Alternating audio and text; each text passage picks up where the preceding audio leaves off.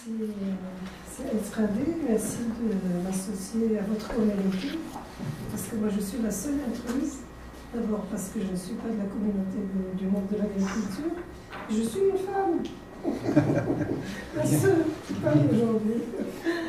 Donc la deuxième remarque que je voulais faire, c'est que vous avez raison de m'inviter, parce que je vais vous parler d'un sujet qui ne tient pas compte de vous. Parce que le droit à l'eau tel qu'il a été reconnu par la résolution de 2010 des Nations Unies ne concerne pas l'eau agricole.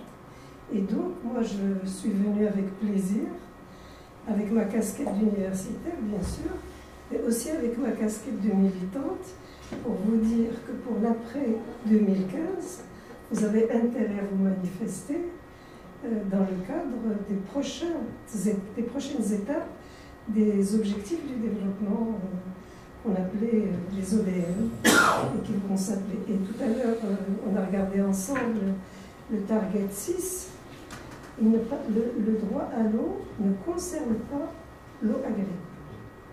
Et c'est évidemment un travail de lobbying qui a été très bien mené par les grandes entreprises de l'eau qui au départ étaient réticentes à ce concept et qui en fait ont compris que le droit à l'eau traduisait notre objectif commun, c'est-à-dire l'accès à l'eau, et que pour eux ça faisait autant de compteurs d'eau. Mais dans le monde agricole, ça se passe différemment. Donc je commence par là. Donc en fait, moi, en écoutant tout ce qui a été dit ce matin, aujourd'hui le droit à l'eau, on considère qu'il est consacré. Il est reconnu au niveau international par cette résolution de 2010. Et au Maroc, il ne faut pas l'oublier, il est reconnu par l'article 31 de la nouvelle constitution qui reconnaît le droit à l'eau, le droit à l'environnement et le droit au développement durable. Donc la phase revendication citoyenne pour la reconnaissance est passée et aujourd'hui on est confronté à la vraie question qui est celle de l'effectivité de ce droit. Et plus je vous écoutais ce matin, et plus je réalisais que j'ai mené une bataille pendant 20 ans qui, en fait, nous amène à une grande difficulté. C'est vrai que, pourquoi la grande difficulté? Parce que la mise en œuvre est une mise en œuvre qui va interpeller tout ce que vous avez dit ce matin. Elle va interpeller le droit, elle va interpeller la coutume, elle va interpeller le partage de l'eau tel qu'il est fait ici et ailleurs, et le droit à l'eau va interpeller le conflit, et le droit à l'eau va interpeller également les eaux partagées. Donc le champ est très vaste, et à quel point je reconsidère de plus en plus que la mise en œuvre va poser des problèmes, plus ceux que je vais évoquer tout à l'heure. Tout ce que je viens de dire m'a été inspiré par ce que j'entends depuis ce matin et qui va certainement nourrir ma réflexion pour l'avenir. Et je tiens à vous en remercier. Donc en fait, je pars d'un postulat, c'est que oui, aujourd'hui, sur le plan mondial et la globalisation a fait que l'eau a intégré l'arène politique. Parce que, après tout, la résolution de 2010 est un succès politique. Pour ceux qui l'ont revendiqué. Mais l'eau doit être perçue pour le droit à l'eau dans une perspective de ce qu'on appelle développement durable, parce qu'effectivement, il permet de s'appuyer sur le triptyque du développement durable, qui est donc l'écologie, le social et l'économique. Et on est obligé de parler d'économique. Je n'ai pas beaucoup entendu parler d'argent ce matin, mais l'économique devient important parce qu'aujourd'hui, l'eau a un coût. Elle a un prix et elle a un coût. Donc ça, c'est une dimension nouvelle. En même temps, nous sommes obligés de constater que parler de droit à l'eau est une question qui interpelle le partage. Et là, ce matin, j'ai entendu un concept que j'aime beaucoup, c'est le nexus eau, énergie, alimentation.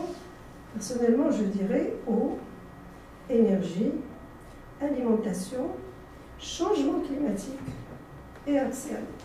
Comment créer des liens entre tous ces éléments qui s'imposent à nous? Donc c'est dans ce contexte-là que le droit à l'eau a été reconnu pour répondre donc à cette revendication citoyenne et qui, d'une manière directe, va nous obliger à mettre fin, ou en tout cas à être obligé dans l'opérationnalité, à revoir cette approche techniciste. Et je pense que ce matin, on a beaucoup parlé de tout ce qui est gestion communautaire, etc., mais on n'a pas parlé de cette fracture qui a été imposée de fait par la période du protectorat. C'est une période, il va falloir faire les liens entre tout ce que nous avons dit et ce que le protectorat a apporté, mais en même temps ce que le protectorat a pu, disons, avoir comme restriction par rapport à un certain mode de gestion de l'eau. C'est une fracture, il faut la reconnaître, et je pense qu'il faut aussi la relever. Donc, c'est dans ce contexte-là, et puis ça me fait dire tout de suite que le droit à l'eau, j'aime bien commencer par ça, conforte l'idée que deux valeurs de notre civilisation actuelle sont importantes.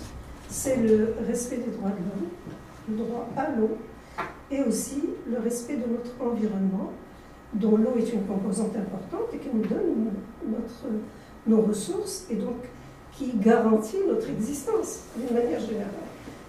L'eau source de vie est peut-être galvaudé, mais il a un sens. Et donc, comment ce droit à l'eau peut être mis en pratique, en œuvre, dans un contexte qui finalement, pour le moment, il est plutôt contrariant? Est-ce que le contexte global va avantager la mise en œuvre? Pourquoi? Parce que, d'abord, il y a tous les défis que l'on connaît, changement climatique, quantité, qualité, système de partage, le coût, etc. Et en fait, il y a, si vous voulez, l'eau est une question certainement récurrente, mais les données se renouvellent. Aujourd'hui, on est confronté à des éléments nouveaux. Je vais citer quelques-uns. Je ne prétends pas à l'exhaustivité. Je dirais que nous sommes aujourd'hui confrontés à un élément qui est important, qui est reconnu par l'ONU dans un rapport qui prévoit que d'ici 2025, quelques 60 millions de personnes seront déplacées à cause de la vulnérabilité environnementale. Et il a été démontré que l'eau est au centre de cette vulnérabilité. Et qu'à l'horizon 2050, ça pourrait être 200 millions. La nouveauté, c'est que cette immigration peut être une immigration du nord vers le sud, mais aussi du sud vers le nord, mais du nord aussi vers le sud. Sauf qu'actuellement, en tout cas le Maroc le vit, c'est qu'avec la directive retour européenne des 27 pays de l'Europe, qui a réglementé l'immigration, nos pays deviennent des pays d'arrêt et ne sont plus des pays de passage. Et donc, cette idée de reconfigure la notion de démographie. On ne peut plus parler de démographie, il faut qu'on parle aussi de déplacement de population et les envisager et les anticiper. La deuxième, si vous voulez, question qui m'interpelle également, c'est que l'eau et la guerre deviennent des sujets qu'on évoque de plus en plus.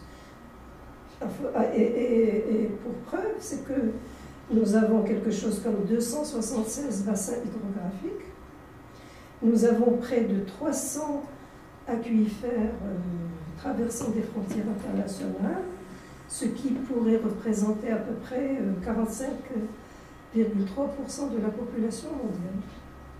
Donc tout cela, ce sont des lieux de conflits potentiels. Mais ce qu'on ne dit pas assez, c'est que, vous l'avez évoqué ce matin, c'est que le conflit peut être interne aussi.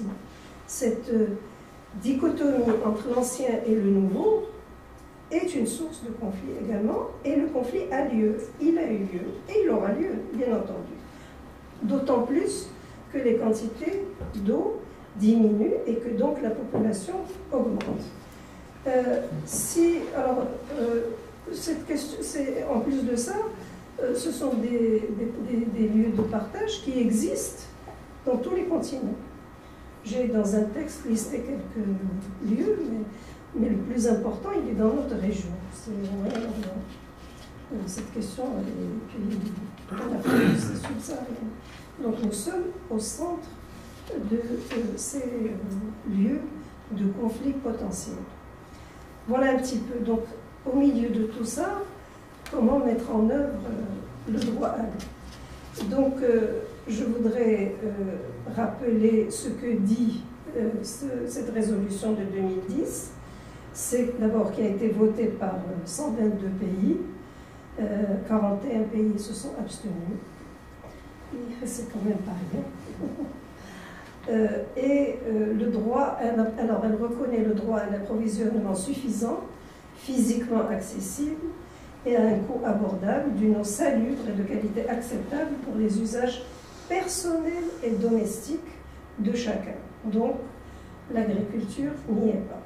Elle affirme, alors que dans la revendication première, nous parlions aussi de paysans, de la petite paysannerie qui pouvait aussi être concernée par cette revendication, et l'Assemblée générale des Nations Unies a complètement écarté cette proposition.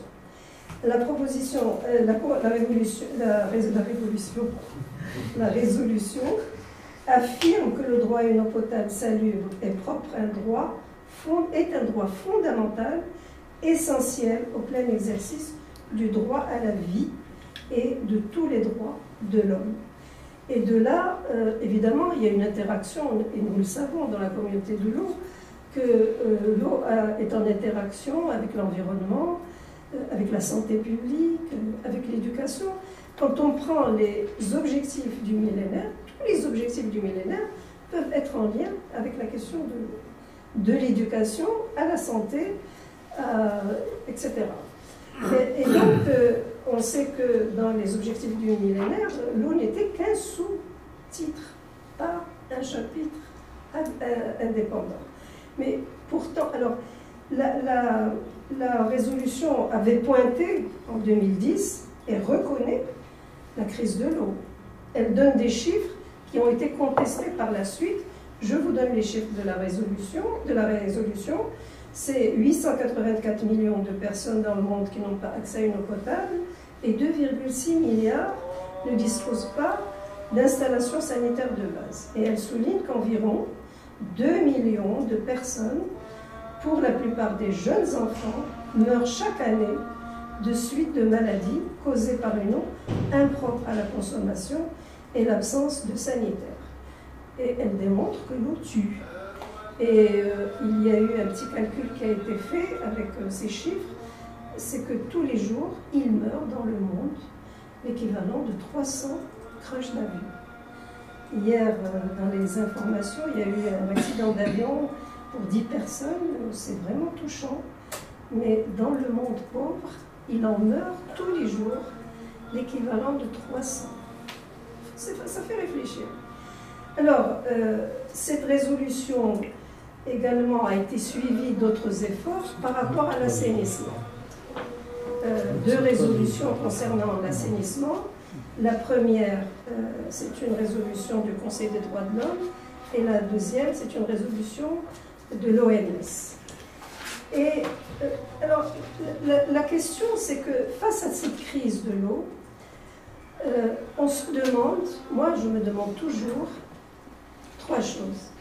Pourquoi Rio, qui a adopté une convention sur la biodiversité, une sur les changements climatiques, et puis ensuite, plus tard, parce qu'il y a eu du lobbying et un travail international sur la désertification, pourquoi elle ne s'est pas intéressée à l'eau alors que la communauté internationale l'a érigée en priorité? Ça, c'est la première chose que je me demande toujours. Je me demande aussi pourquoi, face à ces crises, à ces guerres potentielles, pourquoi la Convention sur les cours d'eau internationaux, qui a été adoptée en 1977, n'a pu entrer en vigueur avec seulement 35 ratifications qu'en août 2014. Et pourquoi il a fallu 20 ans, alors que toute la communauté internationale vise l'accès à l'eau pour tous. Pourquoi il a fallu 20 ans? Parce que ça fait 20 ans qu'on milite pour le droit à l'eau. Pourquoi il a fallu attendre 20 ans pour reconnaître ce droit à travers une résolution qui ne contient pas l'ensemble des revendications premières? C'est comme il y a quand même quelque chose dans la communauté internationale qu'il va falloir déconstruire peut-être. Est-ce le problème de l'institutionnel, parce qu'il n'y a pas une institution dédiée à l'eau? Est-ce une question? Voilà, donc c'est une question que je pose. Mais, et en même temps, lorsque nous regardons tous les processus par lesquels nous sommes passés pour arriver à cette résolution, ce ne sont pas les référentiels qui manquent. Il y a eu des documents où l'eau a été citée de manière implicite. Je voudrais vous les citer. Donc déjà, la Déclaration des droits de l'homme qui parle du droit à la vie, la Déclaration universelle des droits de l'homme en 1948. Puis ensuite, le pacte des droits économiques et culturels et sociaux, parce que quand il appelle un standard de vie, dans le standard de vie, il y a l'eau, et les droits économiques, culturels et sociaux comportent le droit au logement, le droit à l'alimentation, le droit à l'éducation, etc. Et tout cela est en lien avec l'eau. Mais il y a eu aussi des expressions explicites dans un certain nombre de conventions. Je voudrais vous les citer. C'est la Convention contre les discriminations, la CEDAW sur les femmes, la Convention sur les droits des enfants,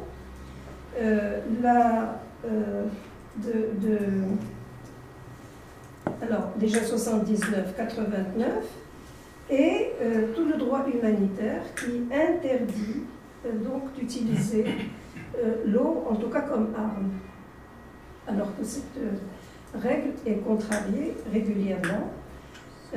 Donc les protocoles de 77 aux conventions de Genève qui interdisent d'utiliser la famine contre les civils comme méthode de guerre, les installations et alimentations de boissons, ainsi que les systèmes d'irrigation. Donc les textes internationaux sont assez précis. Ensuite, il y a eu ce plan d'action de Mar del Plata, la déclaration de Dublin, la même convention sur les utilisations d'eau internationaux, et puis toute la série de forums avec le Conseil mondial de l'eau, etc. Mais on peut aussi s'abriter derrière un certain nombre de documents officiels auxquels nous avons recours régulièrement dans les instances internationales. C'est l'article 55 de la Charte des Nations Unies, le paragraphe 1 et 2 du Pacte des droits économiques, culturels et sociaux, le Comité des droits économiques et le document final de la Conférence mondiale des droits de l'homme qui reconnaît que les droits de l'homme sont égaux et qu'il n'y a pas. Parce que dans la littérature des droits de l'homme, à un moment donné, on distinguait les générations première, deuxième et troisième, et l'eau serait dans la troisième génération. Et c'est des droits qui étaient, disons, qui paraissaient à l'époque moins importants par rapport aux droits politiques, mais à partir de 1993, il y a eu un retour sur cette hiérarchisation parce qu'on a compris que ça n'était plus possible. Bref, un autre texte en 2002, c'est l'observation générale, et donc il y a tout un référentiel, et il a fallu toute cette période et tous ces textes pour arriver en fin de compte à une résolution qui, après tout, est une résolution, elle est peut-être contraignante, elle invite les États à faire mettre en place des institutions et des financements, mais ça reste une résolution, ce n'est pas une convention.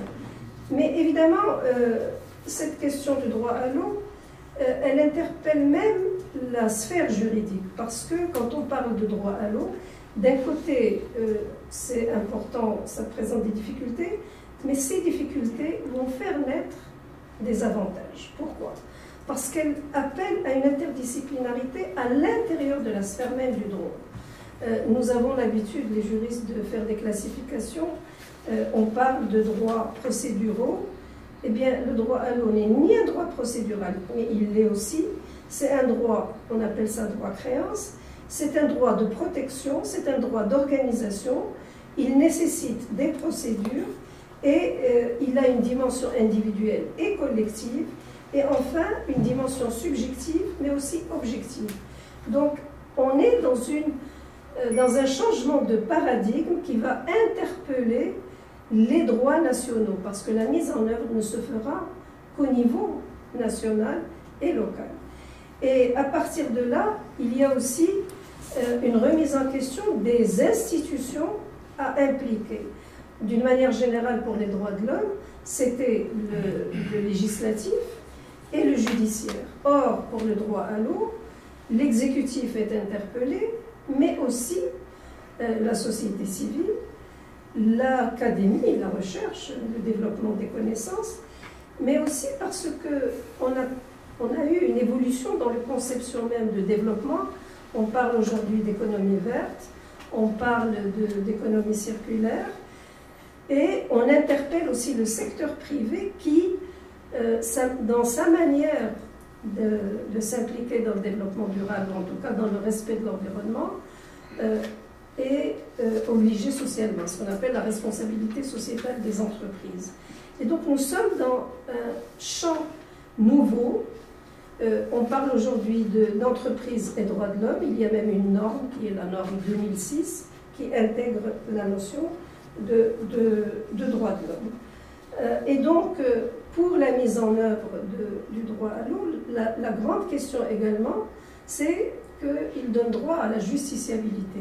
C'est-à-dire qu'il autorise, il donne droit aux personnes victimes de non-droit pour rester en justice. Et là, quand on regarde les procédures, en tout cas au Maroc, il va falloir les repenser. Les sanctions sont à repenser. Ce qu'on propose d'une manière générale autour de ces droits de la troisième génération, c'est pas des sanctions, mais disons de l'arbitrage, de la médiation, de l'immédiateté, parce qu'on ne peut pas attendre le temps d'un procès quand il y a de la pollution quelque part qui tue des personnes. On ne peut pas. Donc de l'immédiateté et surtout la non-répétition. C'est-à-dire on devrait juger par la non-répétition de l'acte qui a été... Ceci étant dit, cette justiciabilité, si vous voulez, est une question fondamentale. On ne peut pas parler de droit à l'eau sans mettre en place les instruments et les mécanismes permettant la justiciabilité. Et d'un autre côté, cela suppose un cadre général, c'est-à-dire en arrière-plan, il faut déjà assurer qu'il y ait de l'eau, que cette eau soit protégée, qu'elle soit bien gérée, etc. Donc un droit de l'eau. Nous avons un droit de l'eau, aujourd'hui il est en révision, c'est un autre sujet. Et vous voyez donc la complexité, pourquoi je vous disais tout à l'heure, j'étais déjà dans une complexité par rapport aux difficultés, mais en écoutant ce que vous avez dit ce matin, j'ai été encore plus affrontée à une difficulté supérieure, parce qu'au niveau local, mettre en place le droit à l'eau nécessite effectivement la reconnaissance de la culture locale, du savoir-faire local, du savoir-être local. Donc ça, c'est vraiment quelque chose de fondamental. Et puis du contexte géographique et du contexte de la gestion de l'eau. Mais n'empêche que ce droit à l'eau, s'il est mis en œuvre, aura quand même un bénéfice et une valeur ajoutée, parce qu'il va répondre à certaines questions de monsieur de ce matin. C'est que nous ne pouvons pas travailler sur le droit à l'eau dans le travail sectorialisé. Il faut de l'intersectorialité, il faut de l'interdisciplinarité, dans la mesure où il faut apprendre à comprendre les réalités locales, mais aussi il interpellera les zones de conflit, donc la communauté internationale, pour des questions de solidarité, de coopération et la nécessité d'un cadre organisé en faveur de l'effectivité de ce droit nouveau. Il va enrichir le droit international forcément, mais enrichir aussi le droit national. Pour nos juristes, c'est un champ ouvert d'analyse, de recherche très important. Et puis, une fois les responsabilités définies, leur non-respect pourrait être qualifié de violation, qui en l'occurrence sont souvent complexes et interdépendantes, avec les violations sur le droit à la vie, à la santé, à l'éducation, à la sécurité, à la paix et au développement. Et donc, ce droit à l'eau érigé en postulat va ouvrir de nouvelles zones de gestion et abordé en tant que droit économique, culturel et social. Le droit à l'eau peut être une source de synergie, de participation, mais une participation genderisée cette fois-ci, en tenant compte de la présence des femmes, des jeunes, des moins jeunes. Et donc, le changement ne pourra pas se faire sans participation et sans délibération. Donc, je pense que là, on sera, si on veut, la société devra se mouvoir de manière concertée et d'une manière participative. Je regarde M. Ezraoui qui me donne... Qui vous écoute avec plaisir. Je voudrais quand même mettre un accent sur un thème auquel on ne donne pas assez d'importance aujourd'hui, en tout cas au Maroc, pour cette question, c'est l'éducation et la communication. Pourquoi? Parce qu'avant de construire un barrage, je considère qu'on doit déjà utiliser correctement l'existant. Et l'existant peut être utilisé de manière parcimonieuse et avec économie. Et ça ne peut pas se faire sans l'éducation, sans l'information, sans la formation. Et tous ces éléments sont indispensables à la mise en œuvre du droit à l'eau. Mais évidemment, cette éducation, si elle est un axe majeur, il faut repenser les approches, les contenus, la pédagogie et les moyens et les objectifs qu'elle devrait atteindre.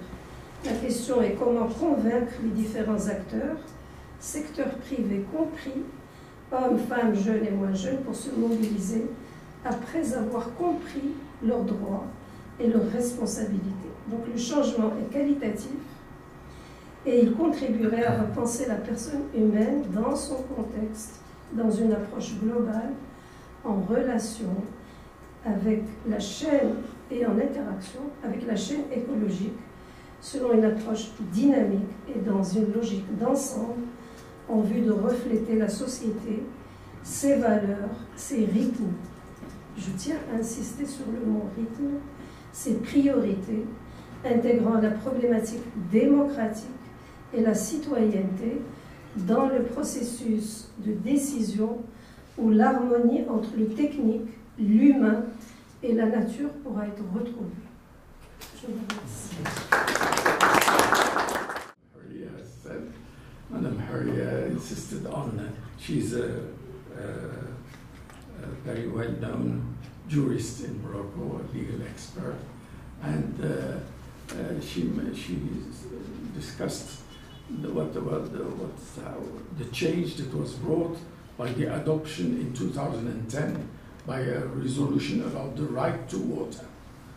Right to water being considered as a right of the third generation, it was not considered as being part of human rights in the early formulations, but it came at a third stage, if I understand well. And that has brought a great change. Now the right is there in paper, the right to water, but in a resolution, but the instruments that would enable its implementation are not yet there, and a lot remains to be done in order to make it something real. And this has brought great challenges to the community of legal experts, and it brings the whole legal thinking and legal work of jurists into new areas, and brings to them new kinds of problems that they have now to face and that they have to manage. And the fact that she has been exposed to our discussion today, she found that it opened before a new area of additional complexity. This idea of communities that, if I can say, are building their own, not only their own life and social cohesion, but also their mindset on some systems of water management.